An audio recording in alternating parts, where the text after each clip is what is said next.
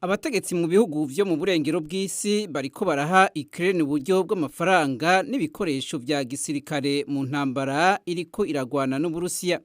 Ariko amwe mu mashirahamwe y'abagira neza avuga ko Republika ya Demokarasi ya Kongo nayo nyene ikeneye imfashanyo. Gato Francine ni umuvyeyi w'abana batandatu amaze amezi 10 mu ikambi ya Seke y'abakuwe mu vyabo n'intambara muri Republika ya Demokarasi ya Kongo. Yahunze igisagara yabamwo ca Kalenga kubera ibitero vya M23 umaze igihe ukora iterabwoba muri ako karere. Avuga ko ubuzima butoroshe mu ikambi ko rimwe na rimwe asegerereza ibifungurwa. Nahunze aho twabaga kubera intambara yatewe n'umutwe wa M23. Igihe bageragaho twabaga ikarenga bateye bombe ku nzu yanjye duhita twiruka turahunga nta kintu na kimwe dutwaye. Cyo kimwe na Francine, uyu mwana w'umuhungu w'imyaka 15 yashimye gutanga izina ryiwe rimwe gusa rya Samu yateshejwe urugo n'intambara muri aka karere. Yarashwe urusasu rwigenza ariko ubu ariko aratora mitende inyuma yo kubagwa muri iyo kambi ya Seke.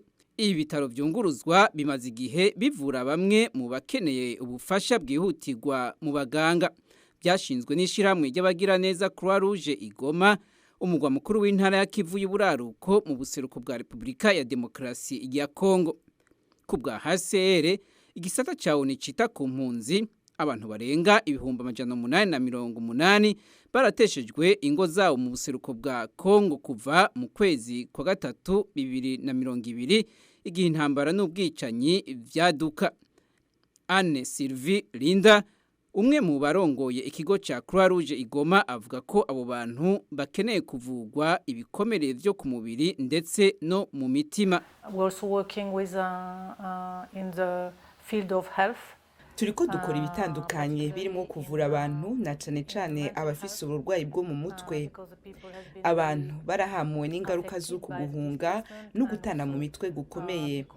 Intambara nayo yahitanye ubuzima bw'abatari bake. Croix Rouge iriko iratanga imfashanyo zose zishoboka ku bantu muri iyo kambi. Linda avuga ko ibikorwa vyabo muri Kongo bitoroha kubera intambara. All crises have been a challenge. Nivyoroshe gukorera muri ino ntambara imaze igihe kirekire. Ubwa mbere navuze ku bitigiri vy'abantu bahunze ingo zabo. Biraturengera bivanye n'uburyo dufise, bisaba ko twese dukorera hamwe. Linda avuga ko amafaranga yari gufashishwa ishiramwe ryabo ubu ariko ajanywa muri Ukraine. Kubw'ivyo biba ngombwa ko abanyagihugu bo muri Kongo bibako. A lot of financing are going to Ukraine. Uburyo bw'amafaranga buriko burungikwa muri Ukraine no mu bindi bice birimo intambara atari muri Republika ya Demokarasi ya Kongo. Na hata uburyo bw'amafaranga bukwiye buhari, Croix Rouge irafata mu mugongo ibitaro bitari bike harimwo ivyiswe Bethesda biri Goma, ibitaro bikuru vy'Ibeni hamwe n'ibindi bibiri vy'Ibukavu harimwo n'ibibaga. Aloise Bigirimana, Ijwi ry'Amerika i Washington.